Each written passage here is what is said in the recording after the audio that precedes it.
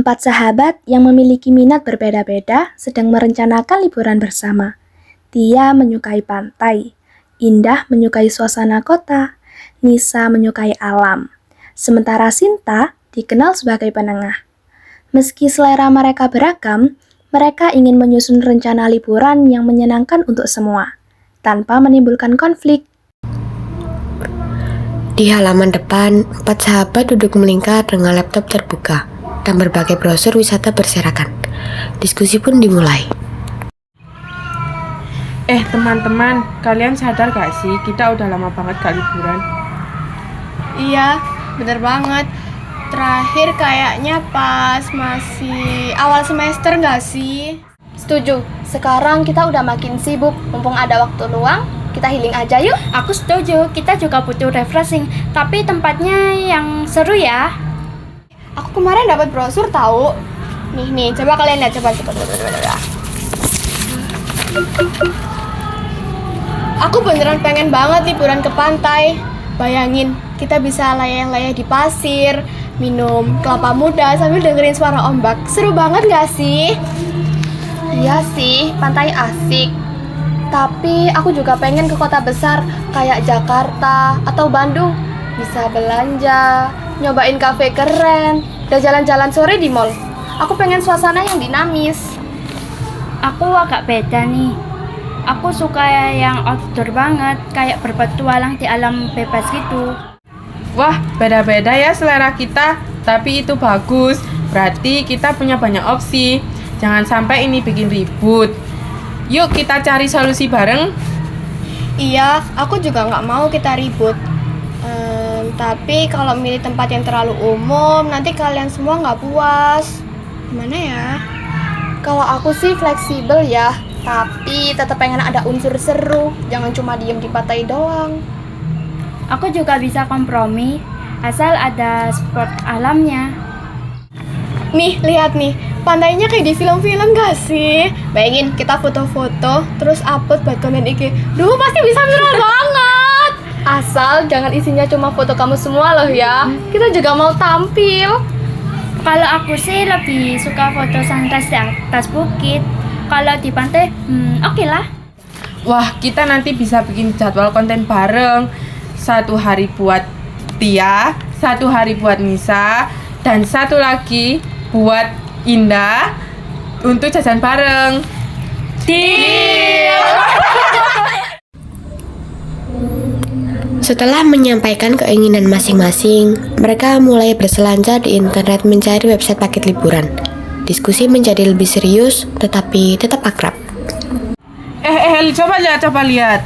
Aku buka website paket liburan nih. Gimana kalau misal kita cari destinasi yang punya pantai, kota, dan pegunungan? Misalnya Bali?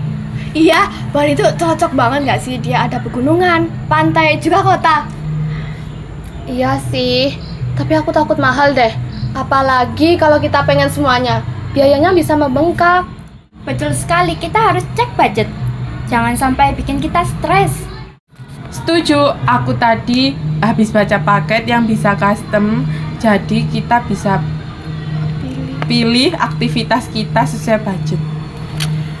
Betul. Misalnya kita 1 hari di Ubud buat nikmatin pemandangan alamnya gitu. Ya gak sih? Terus 1 hari selanjutnya itu kita ke Denpasar buat nikmatin kuliner sama belanja-belanja gitu. Wah, kedengarannya menarik. Jadi semua bisa dapat bagian favoritnya. Betul.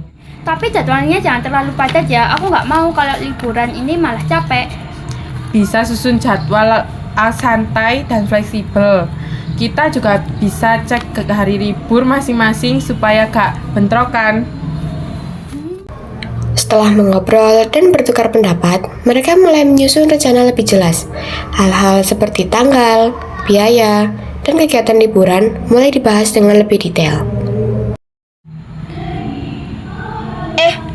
Aku bisa lihat kalau dari tanggal itu aku kosong dari tanggal 10 sampai tanggal 16 bulan depan.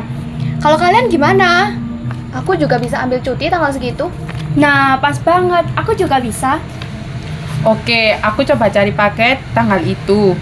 Tapi budgetnya gimana? Kita buat batas maksimal biar gak over. Aku sih nggak masalah ya, asal jangan terlalu mahal banget lah. Aku setuju. Makanya kita cari paket hemat tapi lengkap. Asal aku ada spot alamnya, aku sih oke. Jadi kita sepakat cari paket dari tanggal 10 sampai 16 bulan depan dengan gabungan pantai, alam, kota sesuai budget kita. Setuju.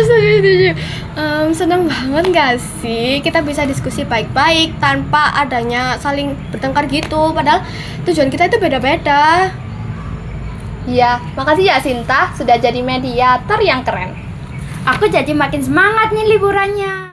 Aku juga, yuk kita rencanain selanjutnya bareng-bareng. Iya, setuju. Tapi kita kesananya naik apa? Mau pesawat atau kapal? Jangan kapal ya, aku mabuk laut. Aku oke pesawat, asal jangan transit terlalu lama. Aku coba cari tiket langsung, tapi kalau transitnya sejam 2 jam, gak apa-apa kan? Kita juga bisa sambil ngopi.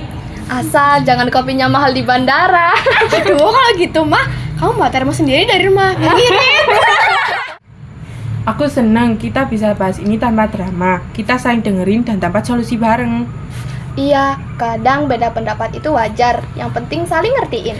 Dan jujur aja, aku belajar lebih terbuka sama ide orang. Setuju, kita bukan cuma bahas tentang liburan, tapi kita juga makin kompak sebagai teman.